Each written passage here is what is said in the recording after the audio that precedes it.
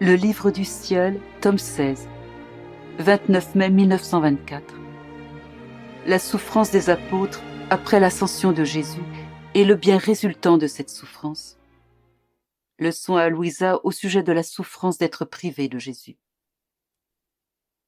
Je réfléchissais à la montée au ciel de mon doux Jésus au jour de sa glorieuse ascension, ainsi qu'à la peine des apôtres qui furent ainsi privés d'un si grand bien. Bougeant en moi, mon doux Jésus me dit : « Ma fille, la plus grande peine de toute la vie de mes apôtres fut de demeurer sans leur maître. Quand ils me virent monter au ciel, leur cœur fut consumé par la douleur de la privation de ma présence. Cette douleur fut d'autant plus aiguë et pénétrante qu'elle n'était pas une douleur humaine, comme s'ils perdaient quelque chose de matériel, mais une douleur divine. C'était un Dieu qu'ils perdaient.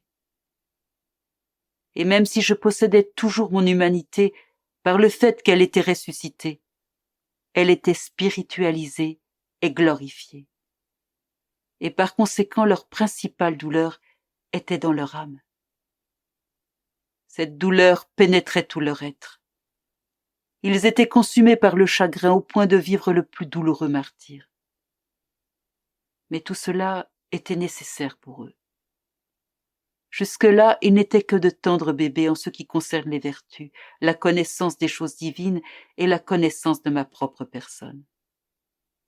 En somme, j'étais parmi eux, mais ils ne me connaissaient et ne m'aimaient pas vraiment.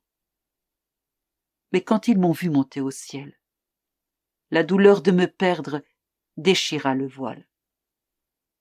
Et ils me reconnurent comme le vrai Fils de Dieu, avec une telle certitude que l'intense douleur de ne plus me voir parmi eux leur insuffla la fermeté dans le bien et la force de tout souffrir par amour de celui qu'ils avaient perdu. Cela fit naître en eux la lumière de la science divine, leur enleva les langes de l'enfance et les transforma en hommes intrépides et courageux. Leur douleur les transforma et forma en eux le vrai caractère d'apôtres. Ce qu'ils ne purent obtenir en ma présence, ils l'obtinrent par la souffrance de la privation de ma présence. Maintenant, ma fille, une petite leçon pour toi.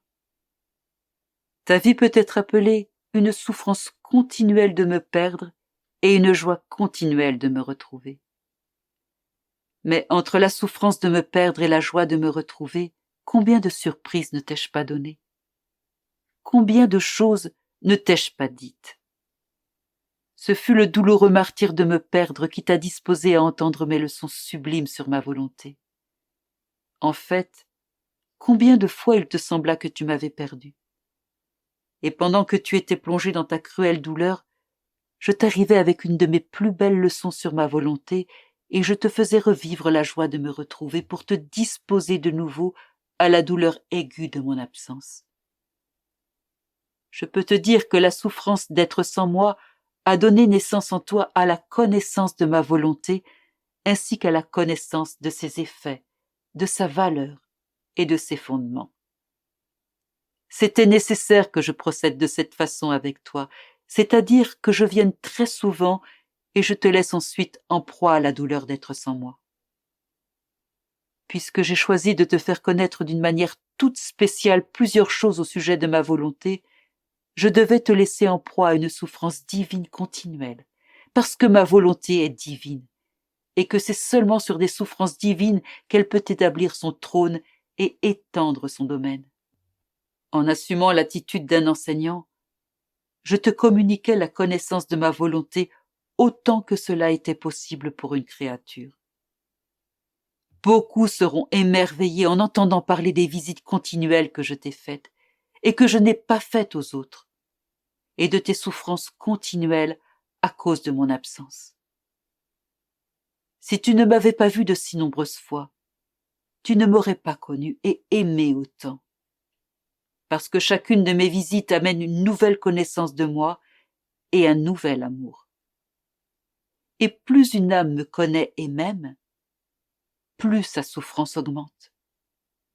En venant, je provoquais ta souffrance plus intensément parce que je voulais que ma volonté ne manque pas en toi du noble cortège de la souffrance qui affermit l'âme. Et aussi afin d'établir en toi ma demeure permanente et de te donner des leçons nouvelles et continuelles sur ma volonté. Donc, je te le répète, laisse-moi faire et aie confiance en moi.